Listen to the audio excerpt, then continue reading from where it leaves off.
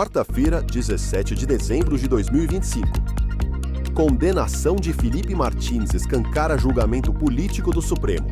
Itália julga hoje extradição de Eduardo Tagliaferro e de Carla Zambelli. Pesquisa da Quest deixa jornalistas Globo News em choque. Esses são os destaques do Notícias do dia de hoje.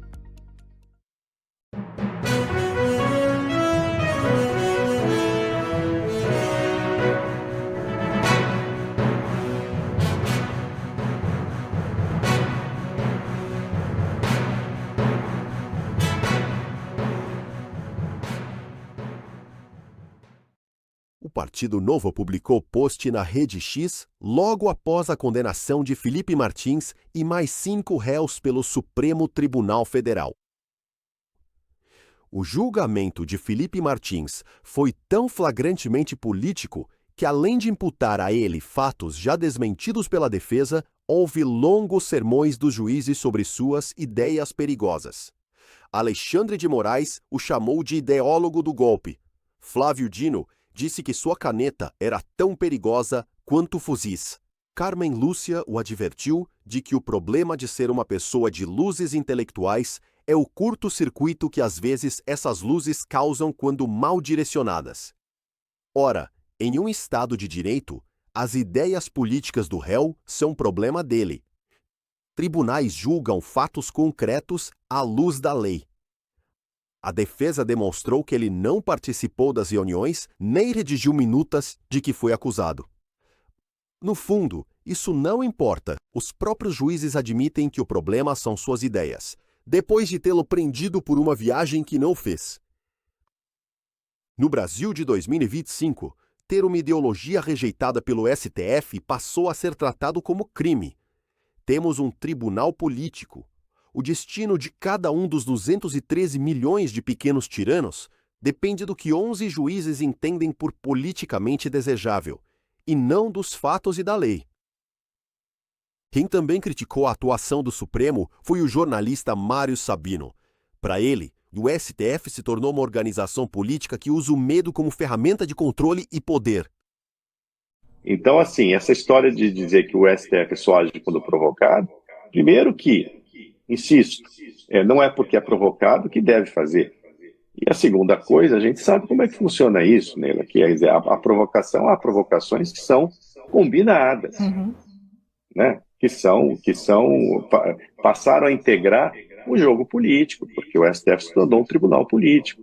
Outro dia, conversando também com um cacique, um grande cacique de um grande partido, eu perguntei, mas escuta, como é que é isso? Não vai ter controle nenhum? Né? E ele disse, não, os parlamentares têm medo do STF. Agora eu me pergunto, um poder da República, ele é para ser temido ou é para ser respeitado? Que é uma diferença entre as duas coisas. Hoje eu vejo que o STF é muito mais temido do que respeitado. Não só por político, mas também por nós jornalistas, certo? Nós jornalistas, a gente sabe, nós inclusive temos uma autocensura hoje em dia em função de um receio de que o Supremo Tribunal Federal crie algum pretexto para nos tolher a liberdade de expressão, a liberdade de imprensa. É um momento muito delicado. Veja, isso não significa ataque ao STF. Essa história de dizer que qualquer crítica ao STF é um ataque ao STF é conversa para boi dormir. Certo? É pretexto para que não se faça nada. E mesmo que o Congresso aprove o projeto da dosimetria, haverá um embate com o STF. Moraes disse que não podem ser admitidos discursos de atenuantes em penas que foram aplicadas pelo Judiciário após o devido processo legal e a ampla defesa. Segundo ele, a redução nas punições enviaria à sociedade o recado de que o país aceitaria novos flertes contra a democracia. A CNN informou que o STF finalizou o julgamento das ações sobre o golpe nesta terça.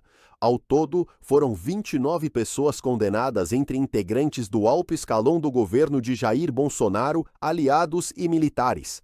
Apenas 2 foram absolvidos, um general e um delegado da TF.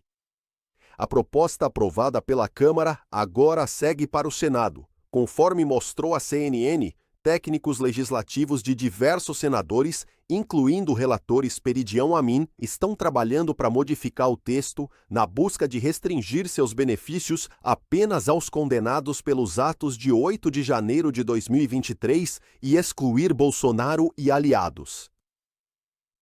Hoje a Itália vai julgar um processo de extradição de 2 brasileiros, Eduardo Tagliaferro e Carla Zambelli. O advogado Fábio Pagnosi disse que a Espanha está dando uma aula de democracia à Itália, dizendo não ao ministro Alexandre de Moraes, aliado de Lula. A extradição do jornalista Oswaldo Eustáquio, que está exilado na Espanha, hoje transitou em julgado. E a Espanha disse não à extradição para o Brasil. Sabe qual foi o fundamento que o governo espanhol colocou dentro do processo que nega essa extradição? Que ninguém pode ser preso por ideais políticos. E que aqui no Brasil ele correria vários riscos à sua vida por seus ideais políticos. Então não tem mais em que se falar que países, infelizmente, ficam submissos a tratados de extradição, como no caso da deputada Carla Zambelli, como no caso agora do Tagliaferro. Mas hoje, uma vitória pelo menos. Parabéns ao governo espanhol. Quem diria? Um governo, inclusive, socialista, não mandou para essa democracia do Brasil.